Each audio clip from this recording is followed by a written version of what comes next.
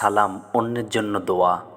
সবাই যখন নামাজে এক কাতারে দাঁড়ান তখন মানুষে কোনো ভেদাভেদ থাকে না।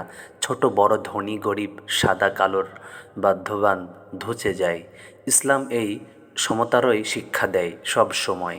সালাম একমাত্র সুদৃঢ় করে, দূর করে হিংসা আর বিদ্বেষ। সালামে আল্লাহ তাআলার জিকির পাওয়া যায়। সালাম অন্যের জন্য সর্বোত্তম দোয়া। ইসলাম অভিধানের শিক্ষা দিয়েছে সালাম বাণীর মাধ্যমে। সালামে রয়েছে অন্যের জন্য আল্লাহর প্রশান্তি ও রহমতের প্রার্থনা। একজন মুসলিম অপর মুসলিমের সঙ্গে দেখা হলে সালাম জানানো কর্তব্য।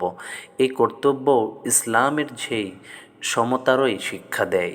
সালাম দেওয়ার ক্ষেত্রে ছোট বড়, ধনী গরিব, সাদা কালোতে কোনো বাধ্যধান করা চলে না বা কোনো পার্থক্য চলে না।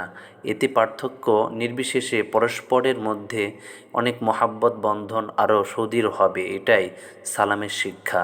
ছোটরা বড়দের সালাম দেবে, বড়রা ছোটদের, সন্তান মা বাবাকে সালাম দেবে, মা বাবা সন্তানদের, ছাত্র শিক্ষককে সালাম দেবে, শিক্ষক ছাত্রদের, গরিব ধনীদের সালাম দেবে, ধনী গরিবকে। সালামে কোনো বাধ্যতা নেই।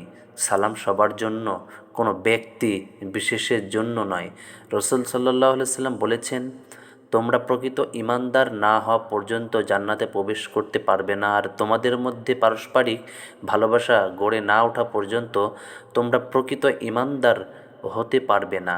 আমি কি তোমাদেরকে এমন একটি কাজের কথা বলবো না যা করলে তোমরা একে অপরকে ভালোবাসতে লাগবে? তোমরা পরস্পরের মধ্যে সালাম প্রচার করো।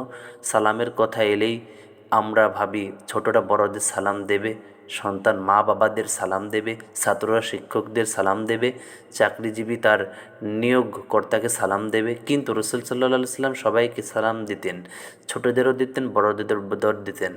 হজরত আনাস রাদিয়াল্লাহু তাআলা আনহু বলেন, রসুল সাল্লাল্লাহু আলাইহি সাল্লাম যখন আনসারদের সঙ্গে সাক্ষাৎ করতে যেতেন তখন তাদের শিশুদের সালাম দিতেন, মাথায় হাত বলিয়ে দিতেন এবং তাদের জন্য দোয়া করতেন। মুসলিমদের একমাত্র পরিচয় ঈমান। ছোটদের সালাম দিতে হবে, গরিবদের অবজ্ঞা করা যাবে না, অহংকার করা যাবে না। ইসলামের চোখে যে সবাই সমান, ভেদাভেদহীন, ইসলামের মধ্যে দিয়েও তার চমৎকার সৌন্দর্য ফুটে ওঠে। আমরা তাহলে সবাইকে সালাম দেব, ছোট বড় সবাইকে সালাম দিব ইনশাআল্লাহ।